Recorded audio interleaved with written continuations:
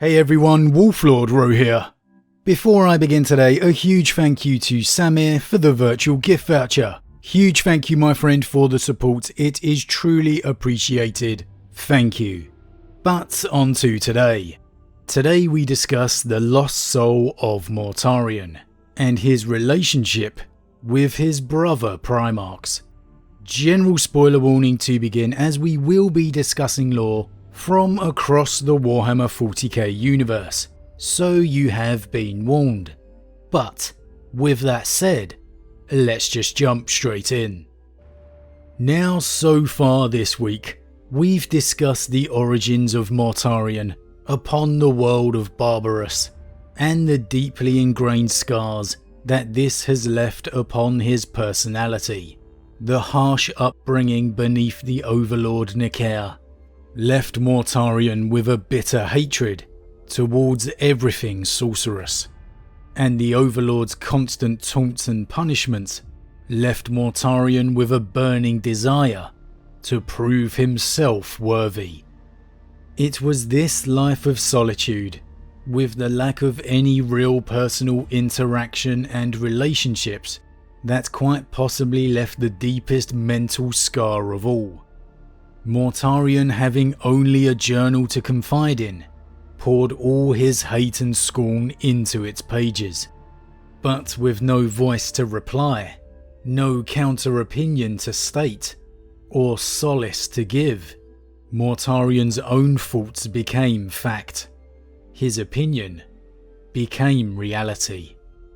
And he became utterly convinced that no one could have lived a harder life than him. And so it was these scars and lore of thought would follow Mortarion when his reunion with the Imperium came. But what of his Death Guard? What of the people of Barbarus after he fled Nikaer? Well, yes, this absolutely gave Mortarion his first gift of humanity. His first glimpse of emotion, other than the hatred and scorn. And he does find his first true sense of brotherhood upon Barbarus. But the one critical flaw with this was he was always a Primarch. He was superior in every way, and thus his opinion was superior too. His opinion was the only one that mattered. The only one that was right.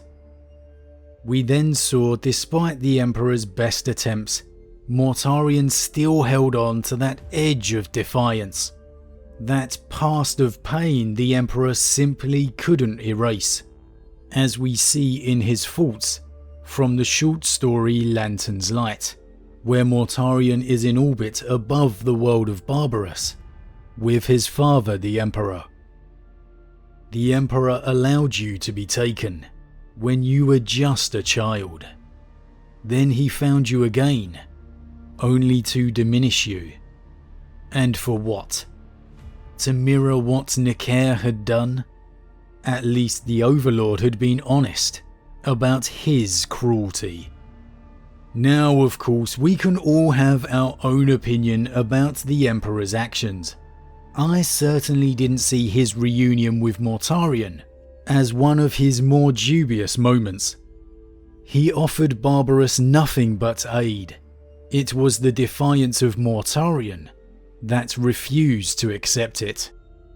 Regardless, however, for all this fractured relationship, the Emperor knew that the best hope for Mortarion to grow beyond his scars, to find some measure of kinship, was his brother Primarchs. They were in a vaulted hall now, a space so large it had its own microclimate. In the distance, at the far end of the Great Gallery, Mortarion saw legionaries in greenish-grey battleplate, and amid them, one as tall as he. A noble figure in robes and furs, imposing and vibrant even at remove. Your brother was close at hand, a few light years away in the Zeo system, said the Emperor. "When he learned I was coming here, he refused to let me travel alone." He beckoned the other Primarch to them, and the other warrior advanced, grinning, a look of joy alight in his eyes. "Lupercal." Mortarion said his name. Once more that strange, ethereal sense of connection came to him, more powerful than ever before, a light shining into his soul. "My brother," said Horus, his voice thick with emotion. "Welcome home." Now this does appear to have some measure of success, as we can see with that light of connection within his soul. And we have been told of Mortarion's and Horus's friendship. Unfortunately, we see precious little of this before Horus's fall, most of their interactions coming after Horus has already come under the sway of chaos, and his words become just as much manipulation as Brotherhood. Now apparently he also had a fairly good relationship with Conrad Kurz, but again there's virtually nothing to see of that. After the heresy is in full swing, however, Mortarion realizes he has been manipulated by Horus in his siding against the Emperor. And while he has no love lost for his father, this action destroys any kernel of fraternal love that he had with Horus. Now the interesting thing for me here is after this, Mortarion still has a part of him seeking that connection, that place to belong. And when dispatched by Horus to take out Jagatai, Mortarion instead uses it as an opportunity to try and forge an alliance. While it could be interpreted as a strictly military maneuver, I'm not so sure.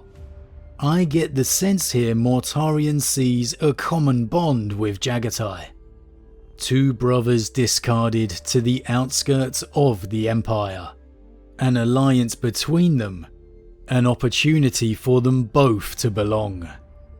Unfortunately for Mortarion, it's flatly rejected by his Chagorian brother, and so Mortarion's hatred is compounded further. You could well expect that this to be the end of it, the Primarch falling to chaos, to be lost of any bonds of kinship forever. And yet it's not. Some 10,000 years later, during the novel Godblight, with Mortarion's final encounter with Rabute, we again see Mortarion attempt to have a brother join him. And considering the situation they're in, it's actually rather incredulous. Having injected Rabute with the Godblight disease, Mortarion's almost pleading with Rabute to join him, that together they can forge a new empire. It really has all the hallmarks of the same conversation with Jagatai, some 10,000 years earlier. For all Mortarion's issues, for all his scars, for all of his corruption by Nurgle, to me it still seems very clear. Mortarion is still a very lost soul, still seeking that place to belong, that connection within his soul.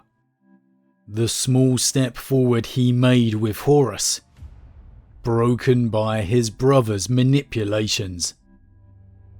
I guess the question that remains now, if that smallest piece of Mortarion's spirit still remains, is still seeking that place to belong, something that even the god Nurgle could never truly provide. Could Mortarion ever truly be saved? Could he ever truly be found? And well, we'll talk about that tomorrow. As always guys, what do you think? Why do you think Mortarion is such a lost soul? And why do you think he reached out to Jagatai and then Guilliman some 10,000 years later? Is the sense of connection that he feels with brother Primarchs the only true sense of belonging that he can find? Was the bond with Horus he had the only time he has ever truly felt worthy? As always, leave your thoughts in the comments below. I love to read them. Huge thank you to all my subscribers. Your support truly means a lot to me. It really does. And if you're new, please consider subscribing to help the channel grow. And if you enjoyed this particular vid, then why not drop a like on it too? But with that said, I am off, and I'll see you all again real soon.